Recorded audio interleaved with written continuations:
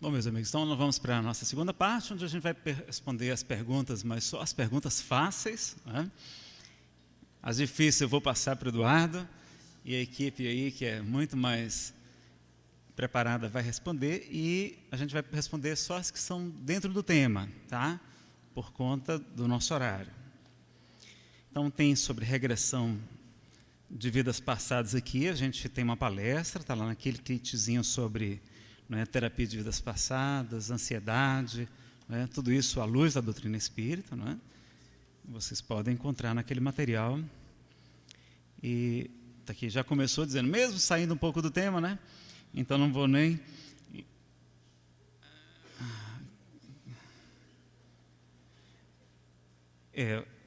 Talvez a gente possa falar sobre esse assunto aqui. Ele está falando sobre agressividade. A gente vai falar sobre agressividade na palestra, tá? Agressividade a gente vai falar, a gente pode, talvez se der tempo, a gente comenta essa passagem bíblica. Você falou rapidamente, meio rapidamente, não consegui compreender sobre a múmia, que se obsedia em seus próprios pensamentos. É isso mesmo? Como e por que ocorre? Como evitar? Não é?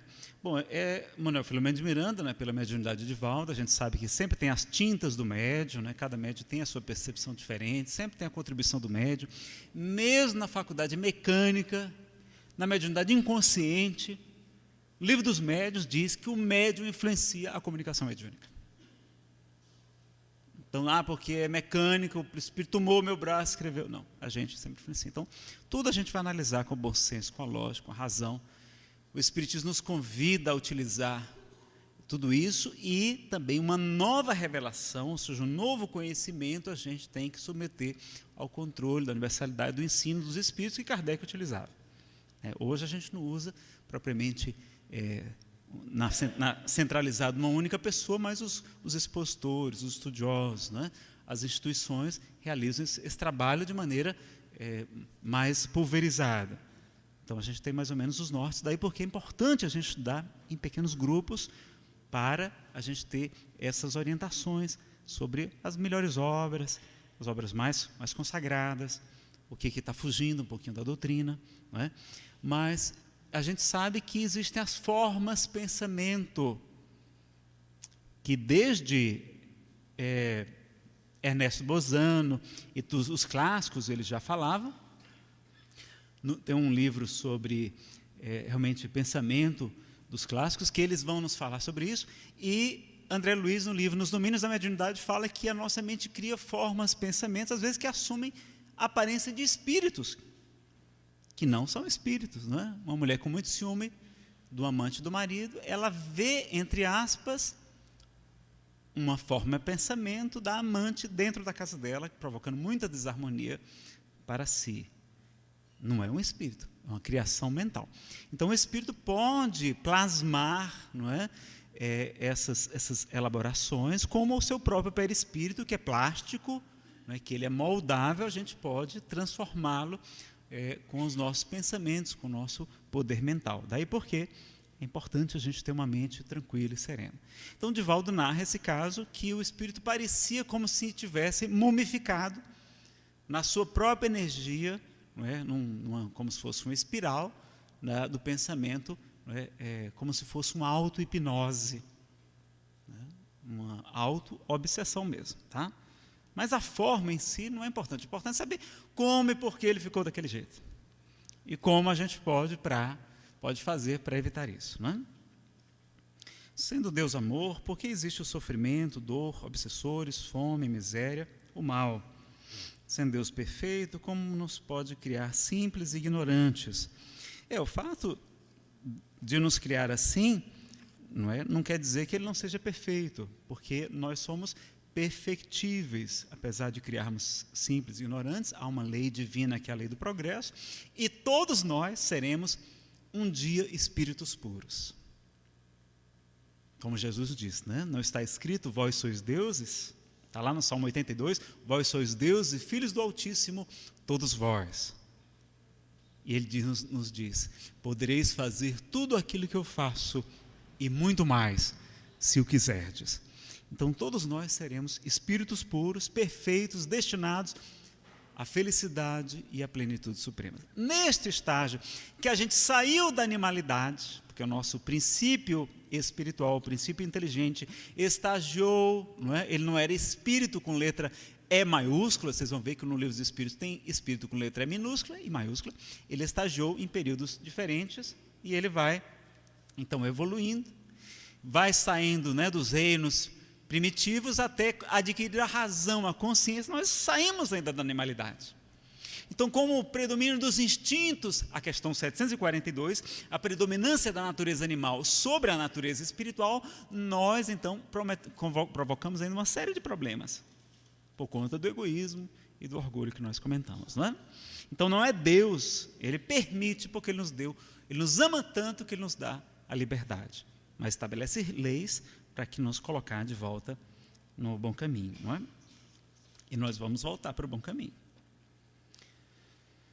Sobre a questão de ser muito boazinha, qual a medida para se descobrir se somos bobos, ingênuos, humildes? Bom, nós vamos falar na palestra de hoje, tá? Porque o perdão, ele não é conivência com o mal.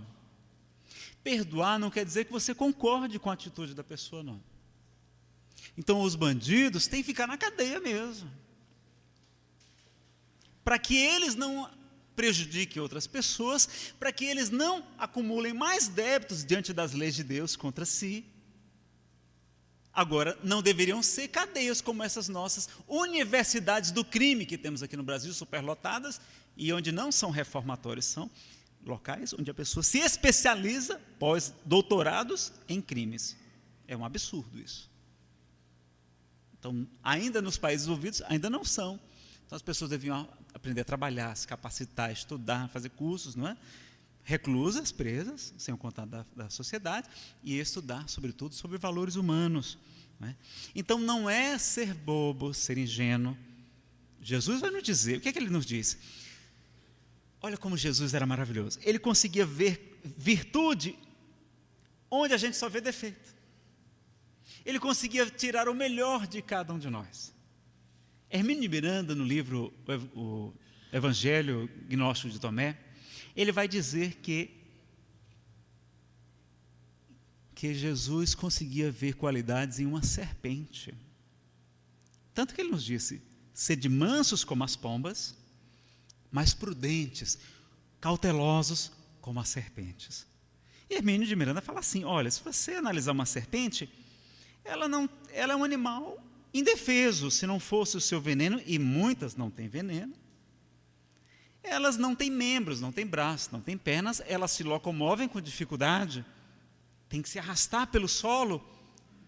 Então, o que acontece? Elas são muito cuidadosas, elas calculam muito bem os seus movimentos, elas são extremamente prudentes.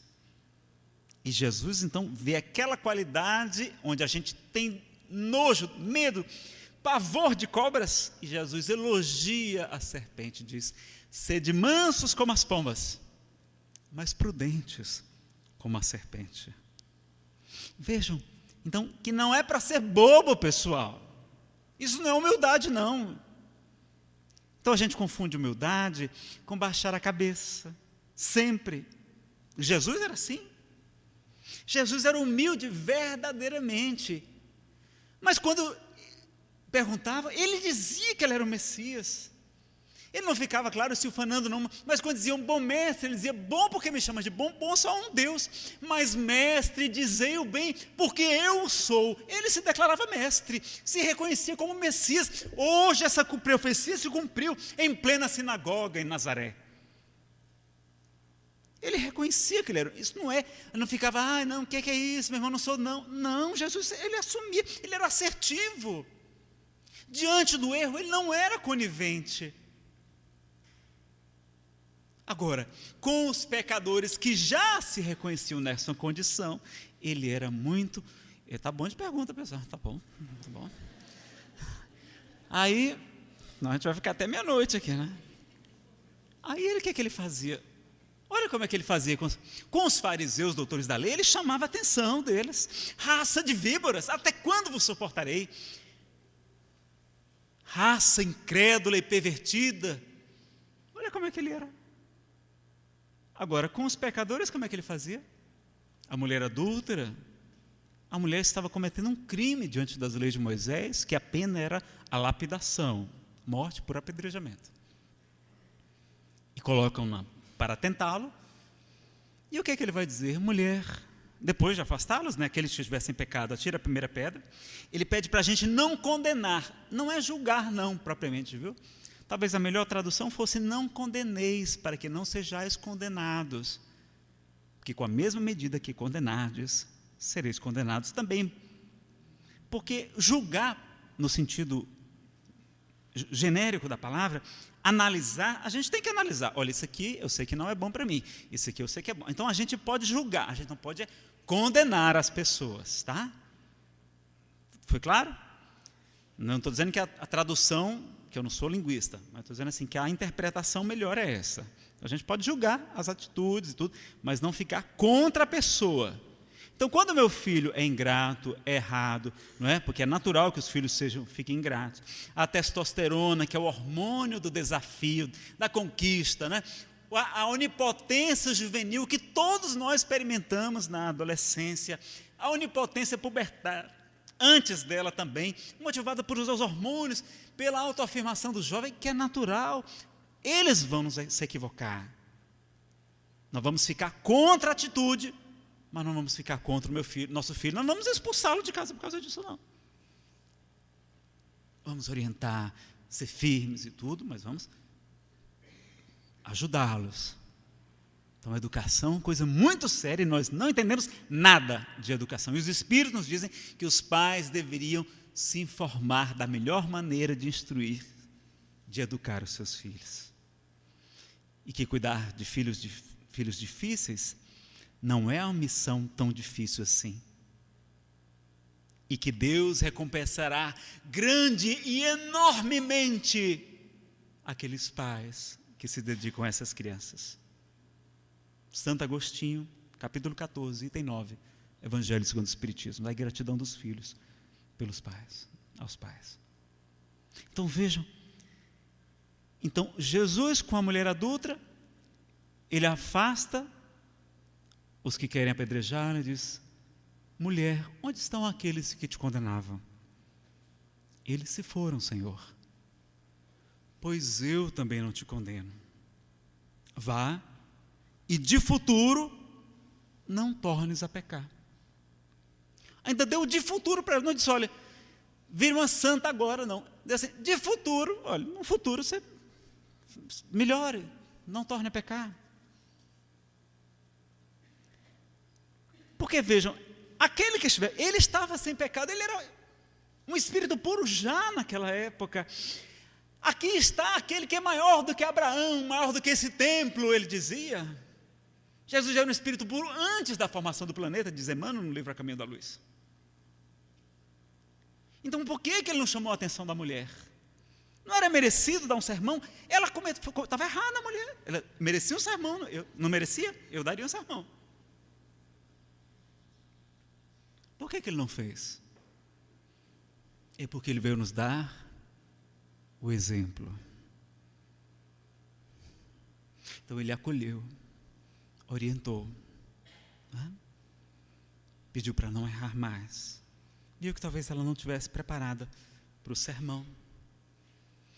E mostrou que a gente não é para estar aqui para estar condenando, dando sermão nos outros.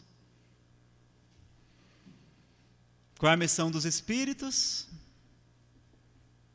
Nos auto-aperfeiçoarmos, executando as leis de Deus no universo, do qual somos ministros. Então, não estamos aqui para dar sermão em ninguém, para consertar as pessoas, consertar o mundo, não. Estamos aqui para nos melhorar. Quando a gente se melhora, a gente transforma o mundo ao nosso redor, a gente melhora o mundo, sim.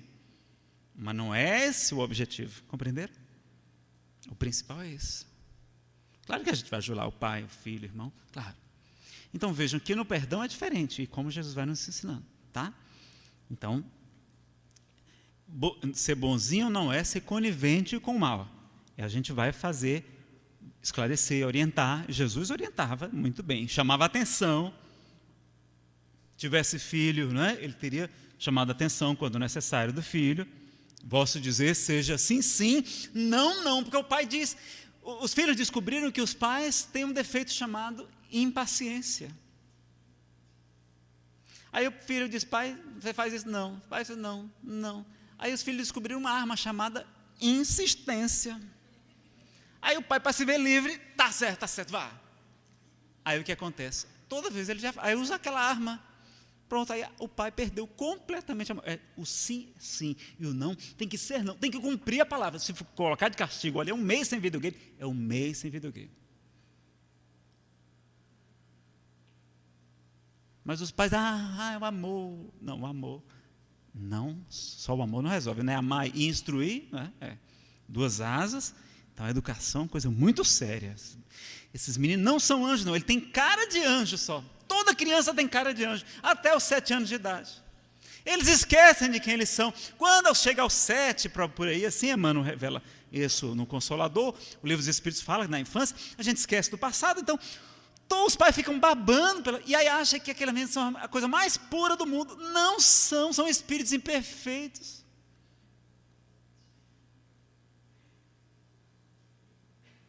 Tão ou mais, alguns menos, mas a maioria tão ou mais atrapalhadinhos do que nós. Precisando de corrigenda, de trilho para não sair, para não se perder nas drogas e tudo mais, né? Então não é ser bonzinho para agradar os filhos, ele ficar gostando da gente e com raiva da ex, como a gente faz, assim por diante, né? Sobre perdão a gente vai falar, deixa eu responder do auto-perdão aqui. Transtorno obsessivo compulsivo, não. Porque os livros espíritas dizem que quando não perdoamos os outros, não estamos perdoando a nós mesmos. A nossa saúde mental não está relacionada também com o ato de perdoar? Por quê? Pessoal, é verdade. O que Jesus nos diz? Perdoai para que Deus vos perdoe. Porque se não perdoardes aos homens, também Deus não vos perdoará os vossos pecados. Ou seja, é uma equivalência. Na hora que a gente perdoa o nosso irmão, a gente não viu o que é um mundo de provas? Não é? O que significa um mundo de provas? É um mundo de provas e de expiações, né? Expiação significa purificação, depuração, e significa também, segundo o dicionário, cumprimento de pena. Como se a gente estivesse num presídio, cumprindo uma sentença. Mas o significado mais adequado é purificação, depuração. Mas alguns espíritos vão comparar a terra a um presídio. No livro Céu e Inferno, os espíritos comparam a um purgatório. Mas ela é escola, ela é templo, ela é manicômio, ela é prisão, ela é cativeiro, sim. A reencarnação pode ser uma punição, diz o livro dos Espíritos, para aqueles que têm que repetir aquela lição. Quando a gente desencarna, os entes queridos ficaram livres daquele presídio, então a gente tem que ficar feliz e não triste por aqueles que retornam à verdadeira vida, que é a vida espiritual, porque eles não precisavam ficar tanto tempo aqui no presídio. É assim que está lá, no Evangelho segundo o Espiritismo.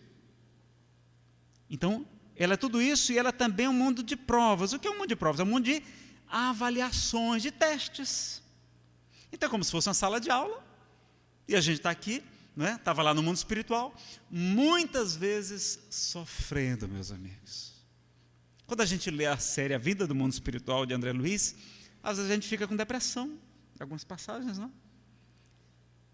Porque ele narra desde as colônias muito maravilhosas, como o nosso lar, que é muita alegria, muita felicidade, é muito bom, como ele também vai nos mostrar as regiões de sofrimento nos outros livros. A gente lê Ação e Reação, lê Libertação e outros, os Mensageiros, a gente começa a ficar preocupado. Tem muita gente sofrendo no mundo espiritual. É por isso que eles dizem que a gente implora para reencarnar. Então, aqui sendo essa bênção da reencarnação, do esquecimento do passado, da gente poder dizer lá em cima, né? Eu imagino, eu devo ter dito lá em cima, olha, eu já estou aqui e tal, eu quero melhorar, quero ir para um lugar mais bacana, para outra esfera, um outro plano, aquela cidade lá que é mais bacana, não aguento mais isso aqui, eu quero reencarnar, eu quero esquecer, não aguento mais esse sentimento de culpa, esse remorso que me atordoa, essas cenas que eu fico revivendo na minha mente. Estar desencarnado é diferente, porque o corpo é um abafador, é um filtro, é um carvão milagroso, diz o livro Entre a Terra e o Céu, de André Luiz. E aí, né, nos liberando de muitos tóxicos do nosso psiquismo. E aí a gente vai e diz, olha, eu aceito reencarnar aqui, eu aceito vir, não mesmo aqui, mesmo no Brasil, no Brasil mesmo. Vai ser cada vez melhor, está cada vez melhor. E aí aquela família, as dificuldades vão ser para o meu bem, vou desenvolver a inteligência, a paciência, a coragem, a fé. Os espíritos superiores pedem para não ter facilidades aqui na Terra. A facilidade é o perigo para a gente. E aí a gente está aqui na prova, está na sala de aula. Aí a gente esqueceu tudo que a gente prometeu lá em cima, que a gente aceitou lá em cima. E a gente está fazendo a prova com gabarito, né? Nós vimos aqui. Já dá para tirar 10, não dá? E a gente, além de estar fazendo prova com gabarito do lado, a gente ainda pode fazer consulta aos universitários.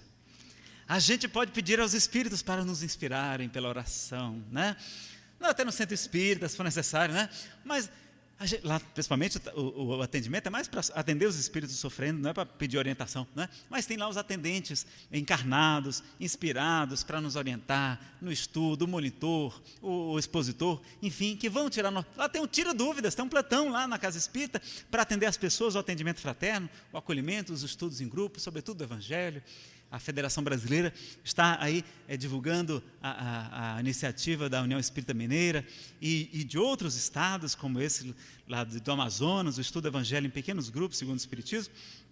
Muito bacana, como fosse um verdadeiro tratamento espiritual, e as pessoas criando vínculos, raízes, fazendo amizades, e dali elas partindo depois de mais harmonizadas, melhores, elas partindo depois para o estudo sistematizado e outras iniciativas de estudo. Uma maravilha. Então, como tem em várias federações, inclusive a Federação da Paraíba, a Maria Unimazotti, a esposa do seu Nestor, está inclusive estudando o modelo da Federação da Paraíba, que eles têm lá, que a gente tem inclusive uma palestra chamada Tratamento Espiritual Combatendo a Evasão na Casa Espírita. Está disponível no YouTube, vocês podem procurar lá, muito interessante. E ela nasceu no Amazonas, e o presidente da Federação do Ceará levou para Fortaleza. Ele morou em Manaus. E não sei se por acaso, mas segundo o censo de 2000, os 2 estados onde o espiritismo mais cresceu no país foram o Amazonas e, em segundo lugar, o Ceará, em termos percentuais. Olha que coisa curiosa. Então, vale a pena conhecer e é uma maravilha. Foi a porta de entrada minha na Casa Espírita em Fortaleza. Gostei tanto que me tornei monitor desse estudo do Evangelho segundo o Espiritismo, uma técnica bem simples, bem doutrinária, muito bacana de acolhimento e tratamento espiritual para as pessoas. Então, a gente vai estar falando sobre o que mesmo, pessoal? Vocês estão prestando atenção ou não? O que era mesmo? Hã? Perdão, então pronto, vamos falar sobre perdão.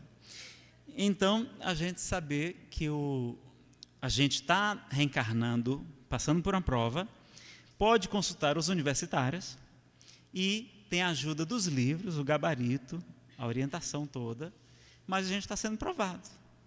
Então, a gente porque a gente acha que a gente é o cordeiro, e ali o outro é o lobo, mas o Espírito Samuel Lucas dizendo, Nazareno, nós fomos os lobos de ontem.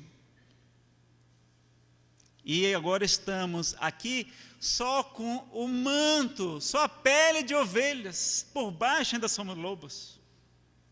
Cheio de garras e dentes afiados. Dentes que dilaceram. Aí a gente acha que a gente é inocente. A gente sofre a lei de causa e efeito e fica com raiva do outro. O outro só foi apenas instrumento. A gente veio aqui para passar aqui naquela prova, reencarnou, Olha só, olha, Senhor, na outra vida eu assassinei o filho daquela pessoa. Então eu vou vir nessa vida e um filho meu também vai desencarnar. Imagine, uma prova desse tipo, fazendo um exemplo. Olha que dificuldade. Olha, eu fiz aquela pessoa sofrer a dor suprema da perda de um filho. Perda entre aspas.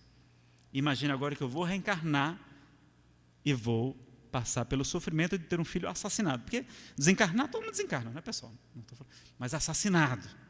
E a gente, será que tem de condições de perdoar o assassino?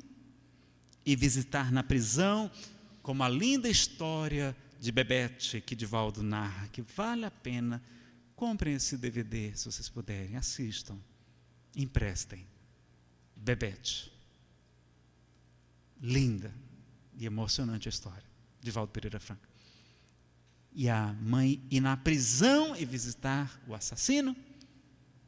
Então, como é que você vai chegar, Senhor, me perdoa daquela conta da vida passada em que eu fui o assassino?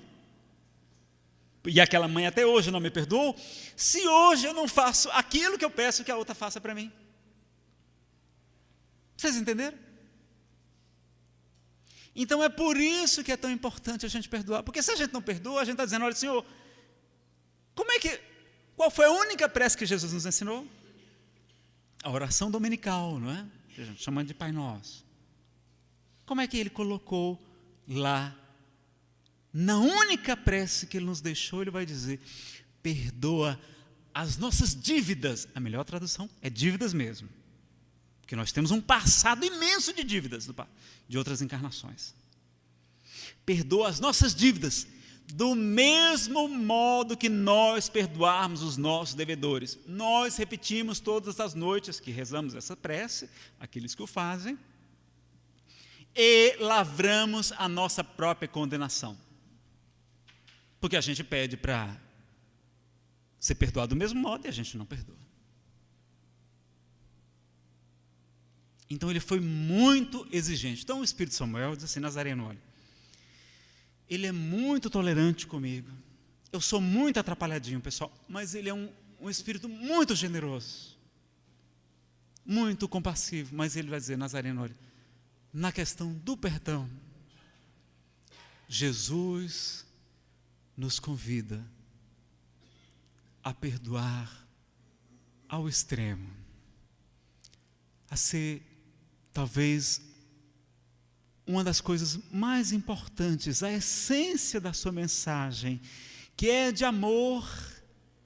O amor se materializa quando ele se torna maior do que o nosso egoísmo, do que o nosso orgulho, e a gente se apaga por amor a Deus e perdoa aquele irmão, porque a humildade já nos permite isso. Então, ele vai mostrar como o Evangelho é rico de passagens em que o Cristo de Deus vai nos falar da importância magnânima do perdão. Quando Allan Kardec perguntou aos espíritos qual o sentido da palavra caridade, que a maior bandeira do espiritismo é a caridade, vocês viram que as três coisas que nós falamos, o BIP, tem tudo a ver com o perdão. É benevolência, que significa o quê? Ver a todos com bons olhos. É ser bom para todos.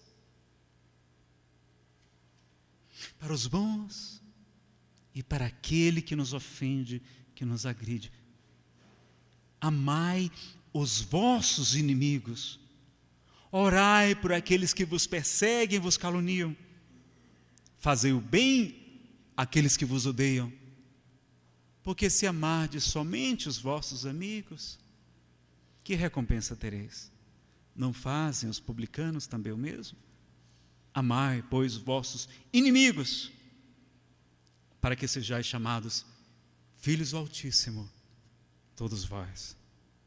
Então ele pede para amar ao inimigo, inclusive, quanto mais a nós mesmos também, na questão do auto-perdão, não é?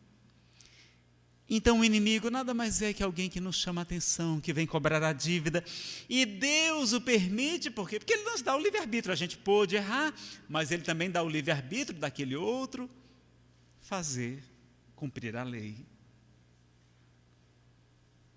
Então o obsessor, por que os espíritos não afastam os obsessores da gente? Porque do mesmo modo que nós temos o livre-arbítrio, Deus dá o livre-arbítrio ao obsessor. Enquanto ele quiser nos prejudicar, ele vai tentar. Ele pode até não conseguir, se a gente se mantiver um padrão elevado, se a gente estiver fazendo bem. Qual a maneira mais eficaz de afastar os maus espíritos, pessoal? Livro dos Médiuns, capítulo 23, da obsessão dos médiuns.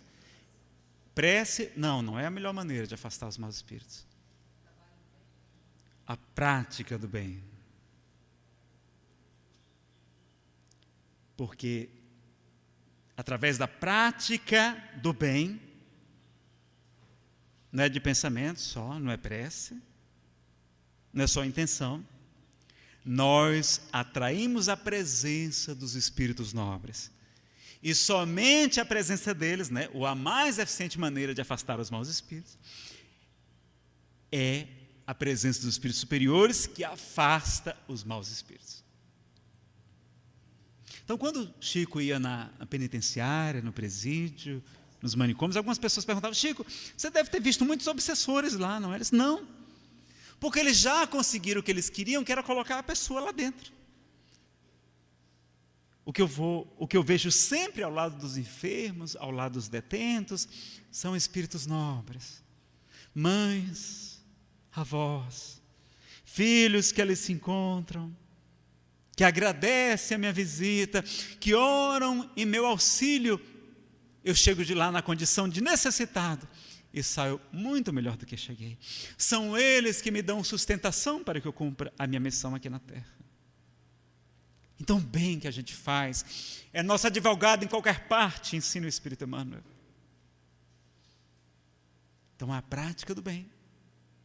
Então, vejam que quando então a gente vai estudar o perdão, Jesus é muito rigoroso. É a questão que ele é mais enérgico, é na questão do perdão. Tudo que ele vai falar de perdão, ele é muito rigoroso. E ele vai nos contar uma das passagens mais duras do Evangelho. Ele vai nos trazer a informação, a parábola do credor incompassivo, ou seja, a parábola do credor sem compaixão. Ele vai nos dizer que o nosso Pai, Deus, é como um rei que tinha muitos servos e manda prestar contas. E havia um servo que lhe devia 10.000 talentos, uma fortuna, milhões de reais, 70 quilos de ouro mais ou menos. E aquele servo que não tinha como lhe pagar, ajoelha-se diante dele: Senhor, tem de piedade, tem de paciência, e eu te pagarei toda a dívida. E o rei, que era extremamente generoso, perdoa integralmente toda a dívida. Mas aquele servo que houvera sido perdoado, quando está a caminho de casa, ele encontra um subservo seu, que ele devia apenas 100 denários, 100 dinheiros, muito pouco, mais ou menos 2, 3 salários mínimos, muito baixos da época. Pega pelo pescoço e diz: paga-me o que deves. E o outro, do mesmo modo que ele houvera feito, ajoelha-se e diz: Senhor, tem de paciência e piedade, e eu te pagarei toda a dívida. Mas ele manda-o trancá-lo na prisão, a ele e a sua família, até que fosse paga toda a dívida. Os outros servos, vendo aquilo, ficaram indignados e foram falar para o rei o que se sucedera. O rei manda chamar aquele servo e diz: servo mau, eu te perdoei de uma dívida tão grande, porque não foste tu capaz de perdoar teu irmão, que te devia tão pouco. E manda-o trancá-lo na prisão e entregá-lo aos torturadores. Assim vos fará o meu Pai, se não perdoardes do fundo do coração o irmão que peque contra vós.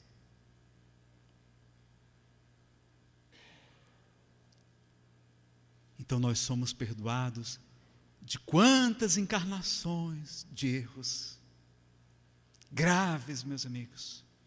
Vemos o passado da humanidade de guerras. A gente acha bonito, né? Júlio César, Napoleão e tantos outros. A gente acha bonito os filmes. Os guerreiros são os heróis.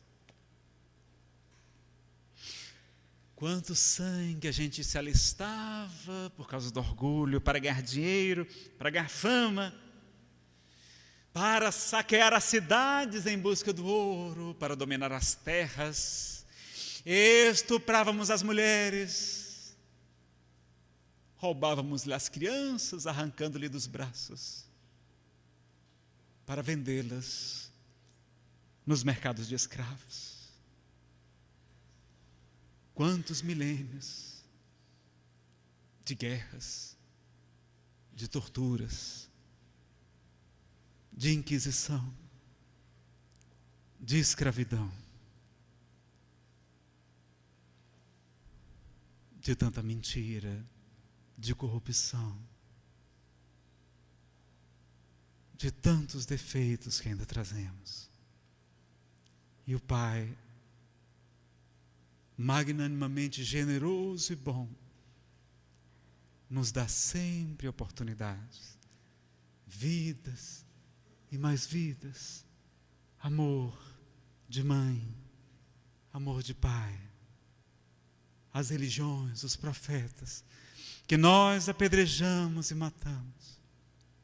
E Jesus vai exclamar: Jerusalém, Jerusalém, que mata os seus profetas e apedreja aqueles que vos envio.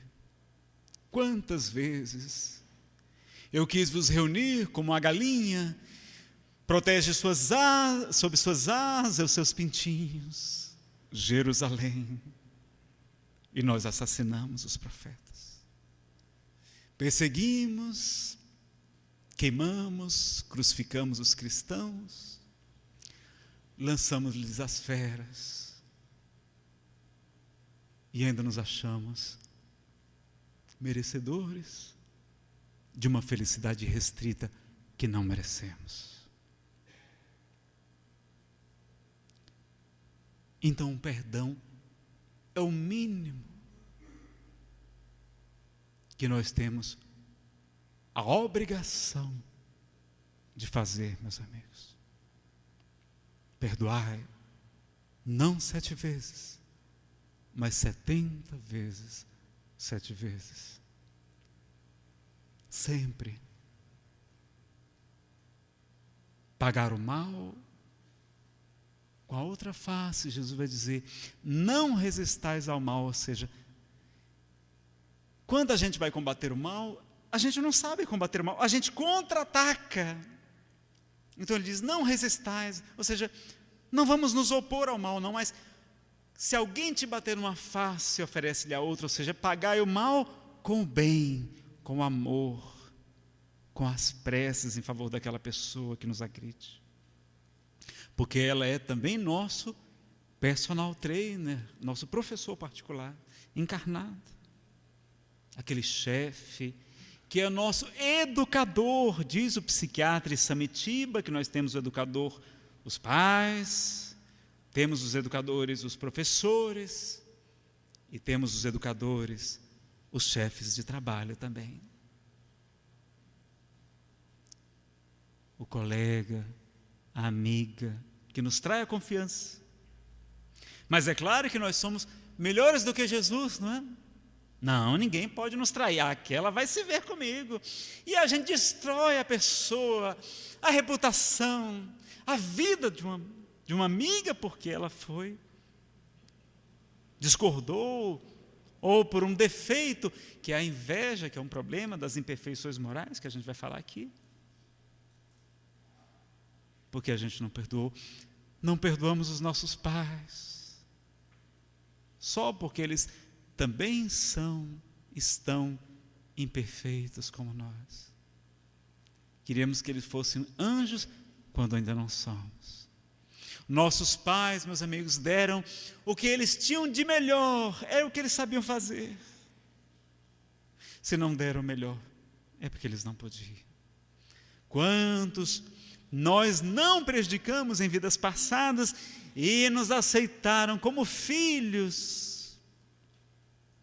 Como vamos ver no livro Missionários da Luz, a reencarnação de Segismundo, que houvera assassinado Adelino por amor a Raquel, por paixão, na verdade.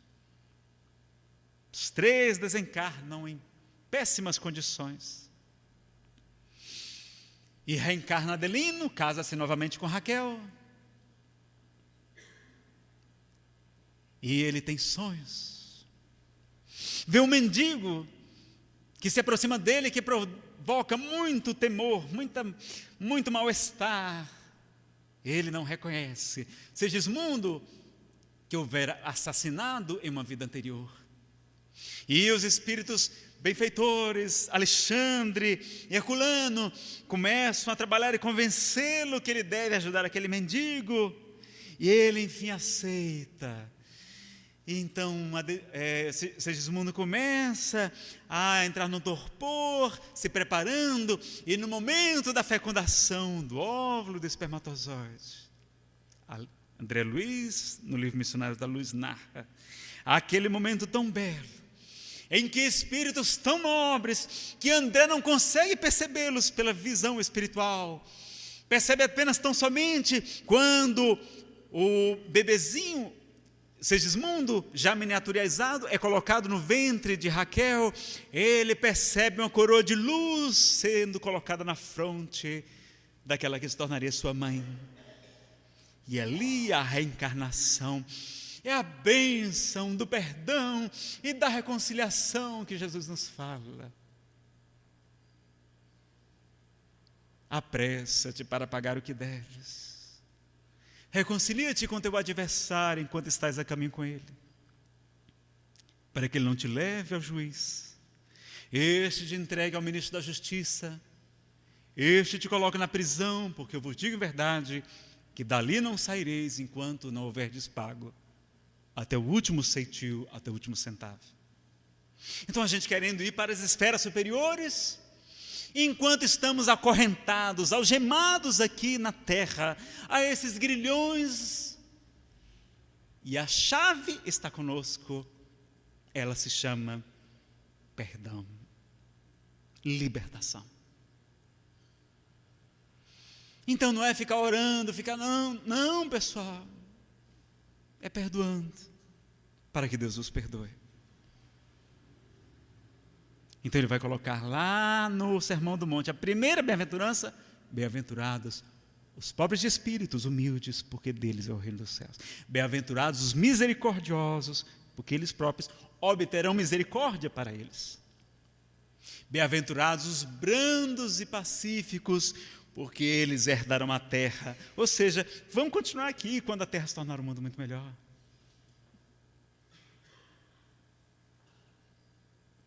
Bem-aventurados os pacificadores, que serão chamados filhos de Deus. É mais adiante ainda, é um passo a mais, é se tornar um pacificador. Não, em briga de marido e mulher ninguém mete a colher. Não, isso é omissão. Isso não é humildade, não. Humildade, a gente confunde humildade com covardia, com omissão, com conivência com o mal. Isso não é humildade, não.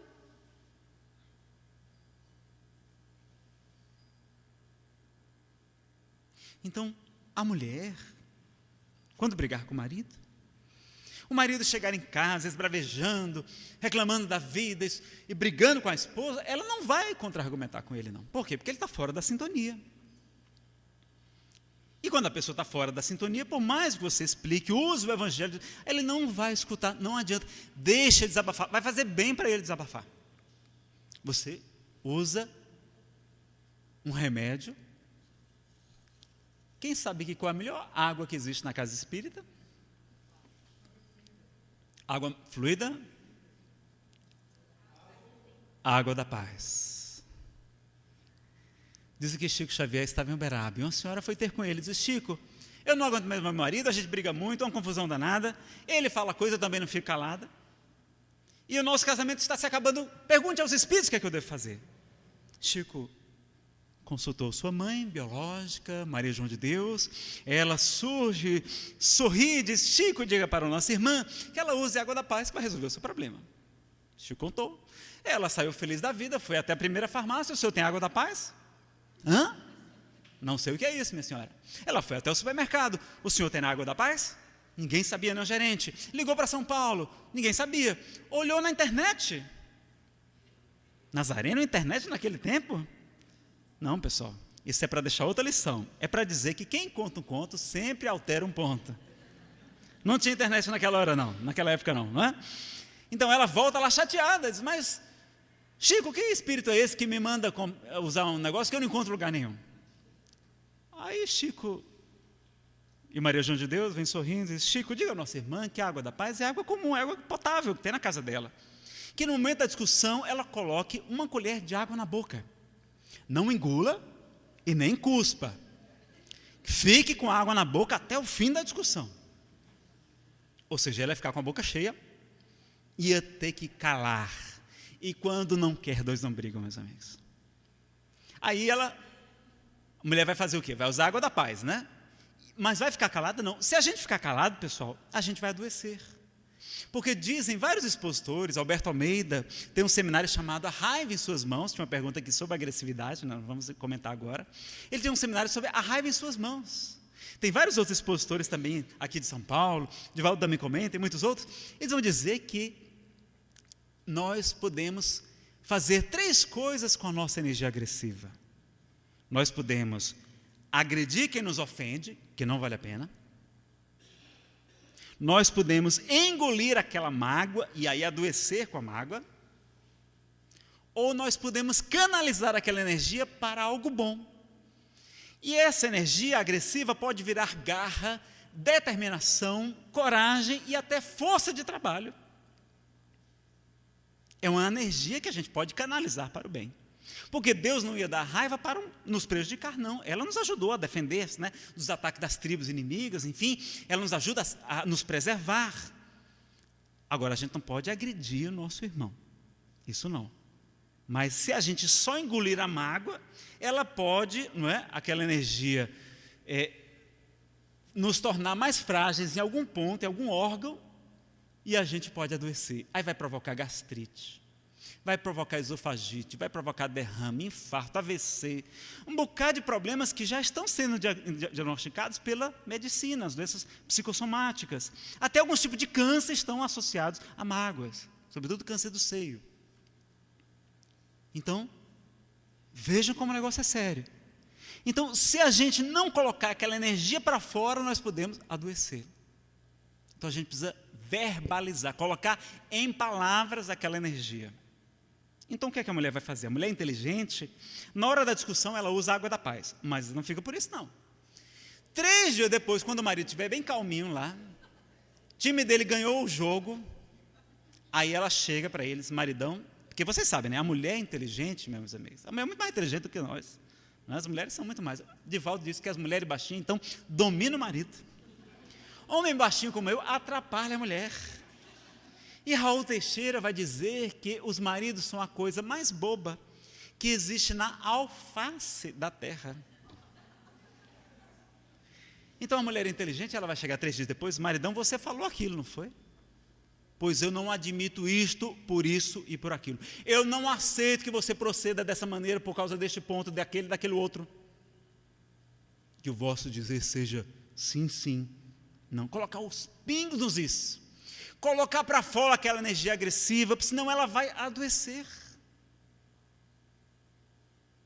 Então, é importante aprender, e Jesus nos ensinou a sermos assertivos, corajosos. Ele era coragem em pessoa. Enfrentou os fariseus, os doutores da lei, os sacerdotes, os romanos. Não tinha medo. E aí nós vamos ver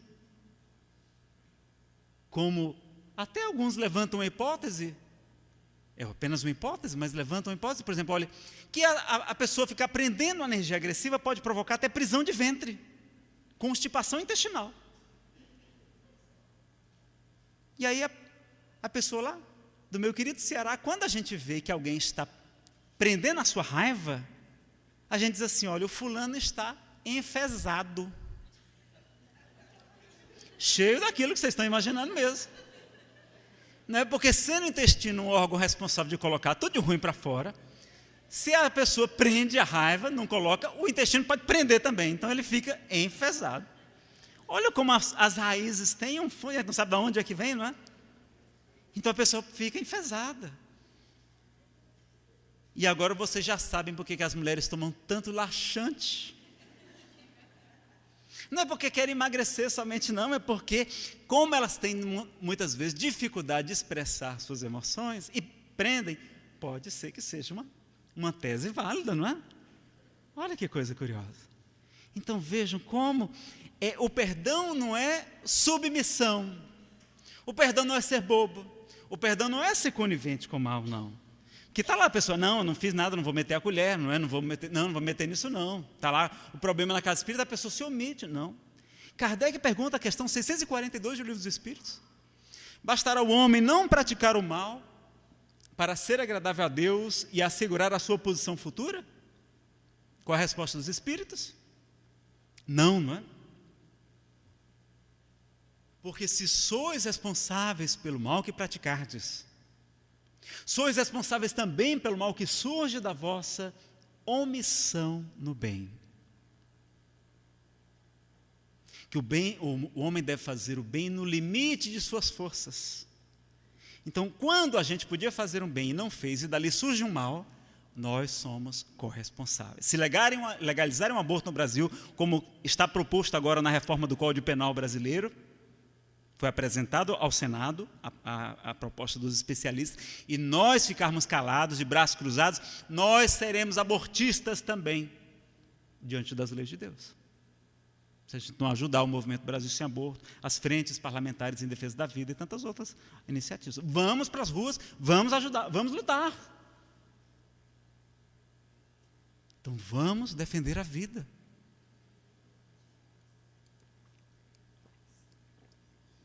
Então a humildade e o perdão não é conivência com o mal. A gente vai compreendendo então como Jesus vai falando em várias passagens. Francisco de Assis, não é? Vai nos ensinar a importância do perdão, está lá no Cântico das Criaturas. Louvado sejas, meu Senhor, por todos que perdoam pelo teu amor, porque por ti, Altíssimo, serão coroados. Colocou na principal prece, louvor e cântico dele. Vamos ver colocando Jesus em várias passagens do Evangelho a questão do perdão. Firme. Então, não é assim, olha, perdoar se acontecer isso, não. Sempre. Porque nós não somos inocentes. Nós estamos sofrendo tão somente a colheita dos nossos atos. Quando a gente vai colher aquilo que a gente semeou e a gente não perdoou, a gente está se autocondenando. A gente está dizendo, Senhor, eu não mereço o perdão não daquilo que eu fiz da outra vida, porque eu também não aceito que façam comigo aquilo que eu mesmo fiz. Nazareno quer dizer que é olho por olho, dente por dente. Não, não é assim. O nosso karma, entre aspas, é dinâmico, porque o amor cobre a multidão de pecados. A gente modifica aquela programação anterior de acordo com o nosso trabalho no bem. É a meritocracia, a cada um segundo as suas obras. Então a gente vai modificando aquela programação. Então a gente até tinha, por exemplo, uma expiação, um resgate necessário para fazer. Mas aí a gente vai fazendo tanto bem, que os espíritos olham, não precisa, já reparou.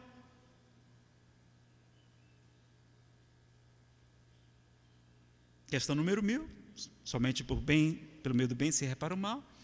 E a 770, a melhor forma de expiação é fazer a maior soma de bem do que mal, que não seja possível.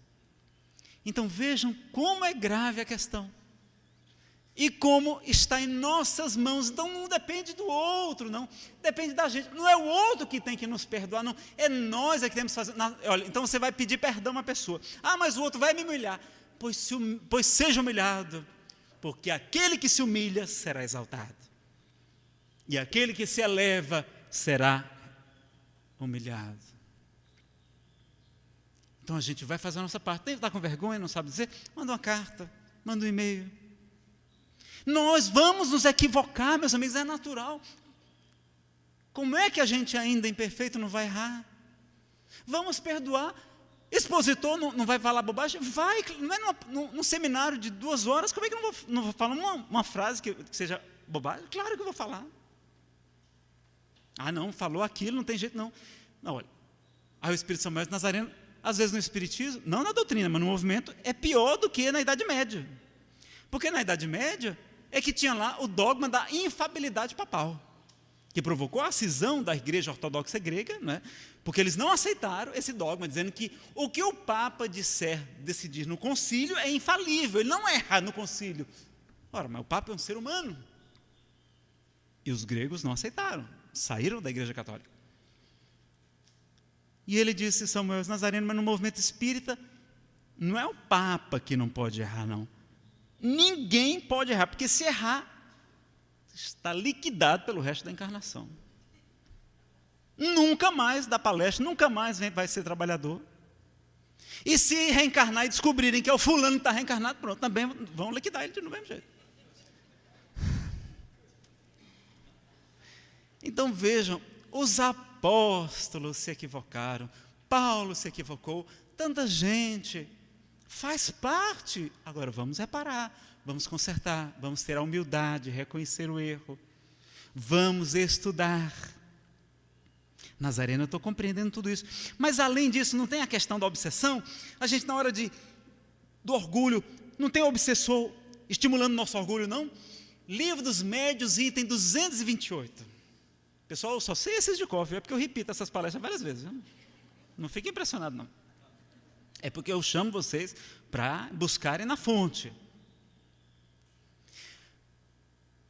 Kardec, nós vamos ter a informação de que entre as muitas imperfeições humanas, né, que são esses plugs mentais, são as imperfeições humanas, que só existe a obsessão, pessoal, porque nós somos obsediáveis. Nós é que fornecemos essas tomadas, chamadas imperfeições humanas, pelo Livro dos Médios. Manuel Filomeno chamou de tomadas. E eles vão dizer, entre as muitas imperfeições humanas, que são tantas outras portas abertas à influência dos maus espíritos, as que eles se aproveitam com mais facilidade e mais frequência é o orgulho, porque é o defeito que a criatura menos reconhece, menos admite, menos identifica em si mesma. Olha o orgulho mais uma vez. E aí a gente não vai dar o braço a torcer. E eu vou pedir perdão? Não. Então vejam como o orgulho é um problema sério. Nazareno, eu compreendi. Estão vendo que tem o obsessor que impede a gente de perdoar, não é também? Como é que a gente faz? Então, se há problema da obsessão, são as imperfeições morais, como é que a gente faz para combater essas imperfeições morais? Quem aqui sabe qual a principal causa das imperfeições morais e, portanto, a principal causa original das obsessões? A principal causa das imperfeições morais. Eu vou dar uma dica. A Gênesis, capítulo 3, item 10, de Allan Kardec. Quem já assistiu a palestra não vale falar, não. Eu sei que o Eduardo já assistiu, não pode. Vamos lá? Rápido? Para a gente terminar? Pessoal, Allan Kardec não é para ser lido, não. É para ser estudado. Não vai salvar nenhuma alma, não? Não, o orgulho é filho dele. É filho dele também. O egoísmo também é filho dele. Vamos lá? Chutem.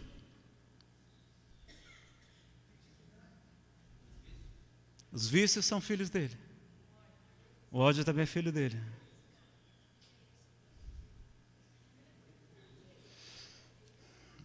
Meus amigos, vocês são espíritas, sim. Mas quem já leu aqui a codificação inteira, por favor, levante o braço. Os 5 livros básicos: o Livro dos Espíritos, o Livro dos Médios, o Evangelho segundo o Espiritismo, o Céu e o Inferno e a Gênesis. Levante o braço, por favor. Quem leu inteiro? Levante as mãos, não vai fazer pergunta não. A codificação inteira. Lê. Bom, então pronto. Foram muito poucos.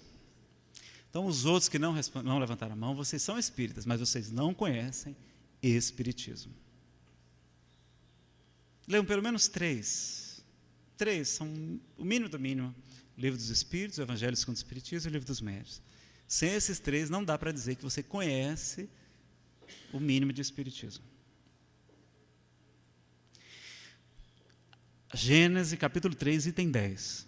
Kardec vai dizer que existe uma causa para quase todas as imperfeições morais, e vai dizer que é o instinto de conservação. Ou seja, é o instinto de autopreservação da espécie. Então a gente tem vários instintos, né? Nós temos a sede, a fome, o sexo, o sono, o instinto maternal, vários instintos.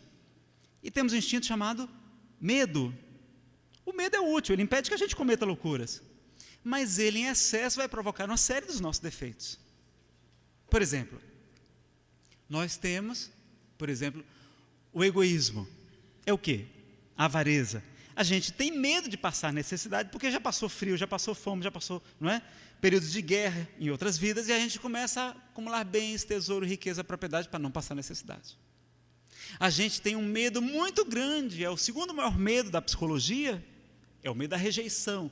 Então a gente tem medo de não agradar os nossos pais, a sociedade, de não ser amado. E a gente vai o quê? Querer ser bem-sucedido financeiramente, vai querer ganhar dinheiro para agradar nossos pais, porque eles aplaudem quem é rico. Aí a gente vai seguir uma profissão que não é a nossa vocação, vamos nos frustrar, vamos envolver a cobiça, a ganância, vamos roubar, corromper, furtar. Você checa a bateria, Luiz? Está ok? Você tem tempo lá? Porque essa está com defeito. Vamos desenvolver também o orgulho, vamos querer ser o dono da verdade, porque a gente tem medo de estar errado, de ser criticado. Então as pessoas vão poder criticar, vão falar mal da gente, então a gente quer ser o dono da verdade, o orgulho. Aliás, vocês querem ter uma receita para nunca mais ser criticado na vida? É bem fácil. A primeira é: não diga nada, para que ninguém critique o que você falou. A segunda também é fácil: não faça nada, para que ninguém critique os seus atos. E a terceira também é simples: não seja nada, para que ninguém fique com inveja de você. Eu falei isso na casa espírita, um rapaz levantou o braço, a primeira fila, assim, nazareno, nem assim vão deixar de criticar. Eu disse: mas como? Vão dizer que a gente é vagabundo, que a gente não faz nada. Então não tem como escapar das críticas, pessoal. Nem Jesus, o ser mais perfeito que Deus ofereceu ao mundo para servir de modelo e guia, conseguiu escapar delas. Quando foi chamado príncipe dos demônios, como é que a gente não quer ser chamado de errado? Se fizeram isso ao ramo verde, que era ele, que não farão com o galho seco, que somos nós? Se fizeram isso com o dono da casa, que não farão com os servos?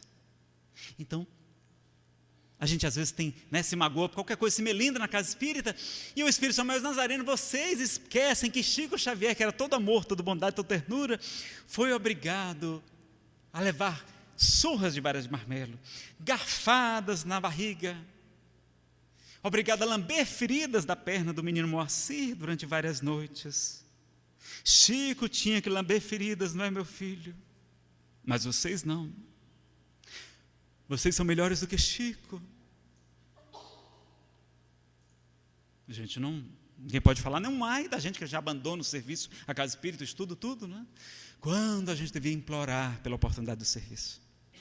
Então o medo vai provocar o orgulho, o medo vai provocar, né? Ele e o egoísmo já produzem, são pais de muitos vícios. Mas vamos ver também ansiedade. Aqui alguém já teve gastrite, esofagite por causa da ansiedade? O que é ansiedade? Não é o medo do futuro, do que pode acontecer, e muitas vezes nem acontece.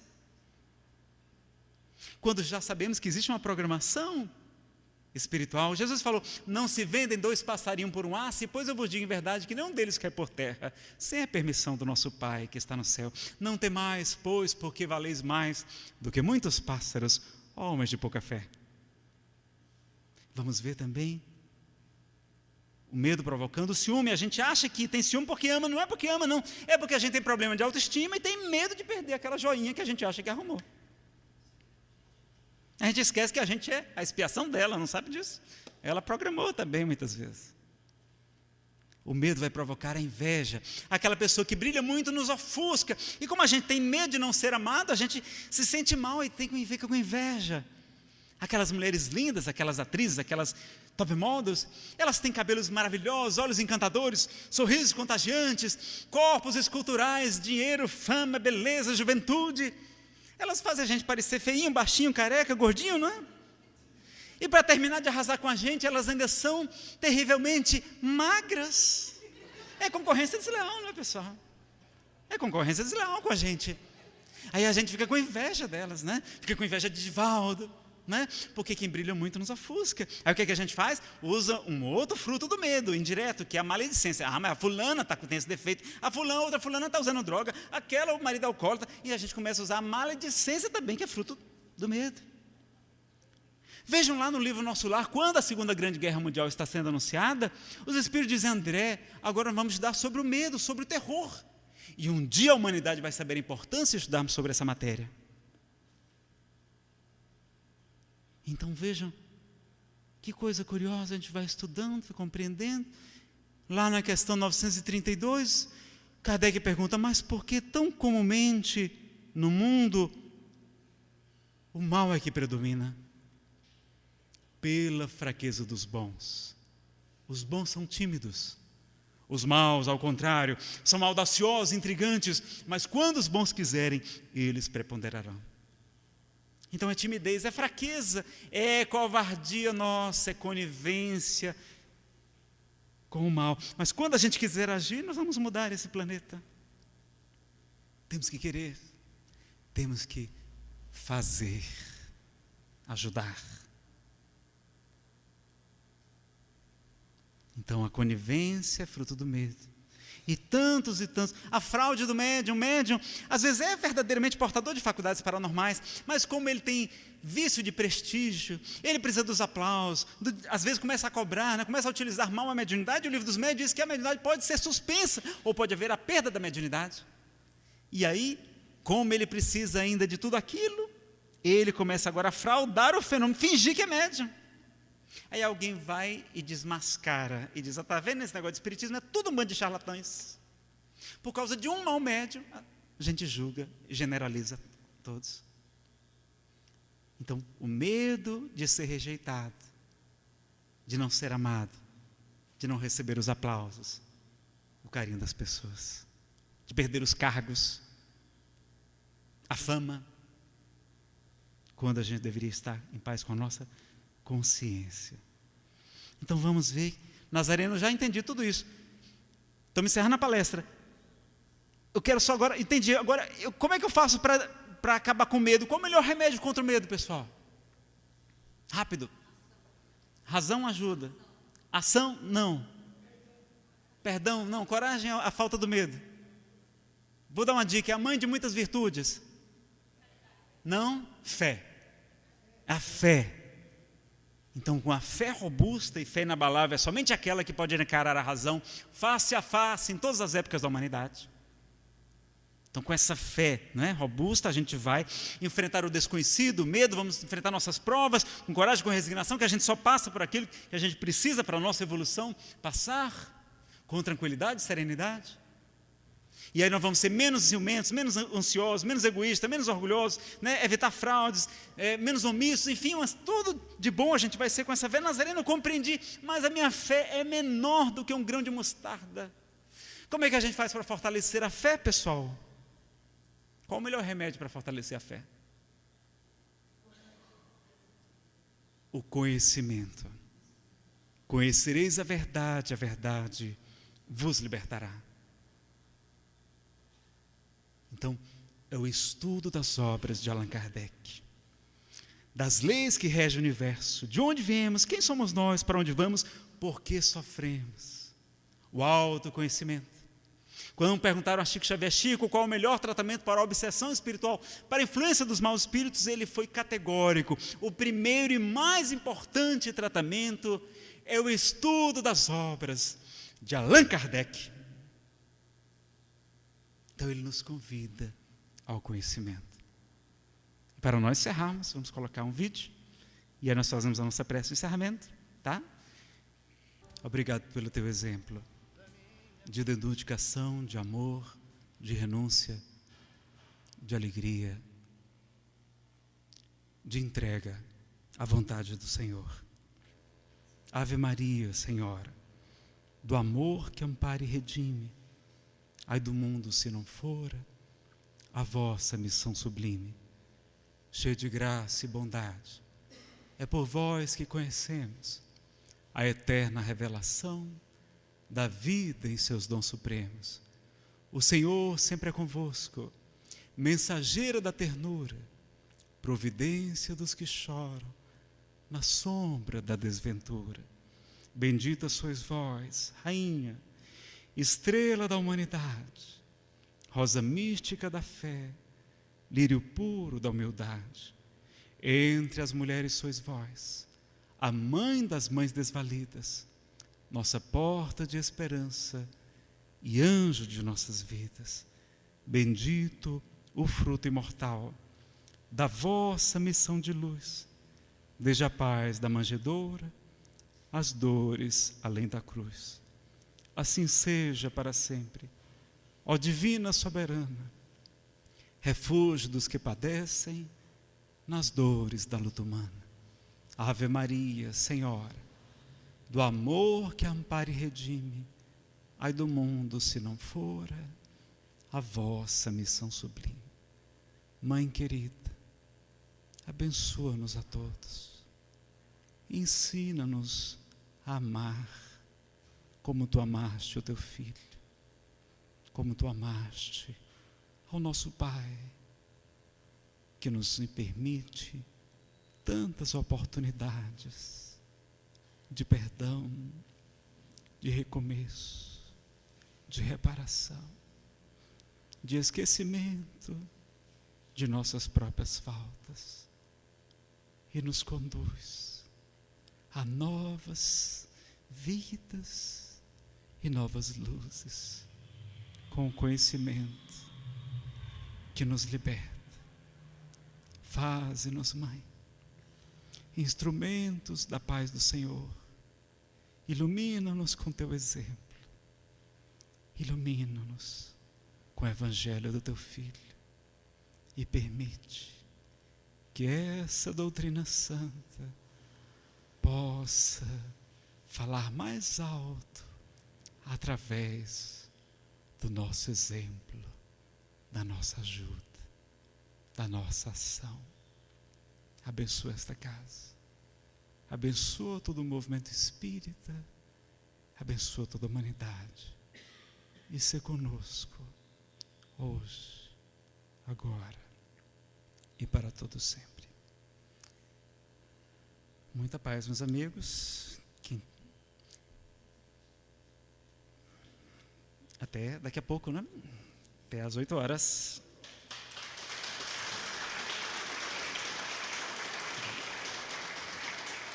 Rede Amigo Espírita, uma ferramenta de união, interação e divulgação do movimento espírita. Acesse www.redeamigoespírita.com.br e confira nosso acervo disponível. Rede Amigo Espírita, divulgando, instruindo e unificando.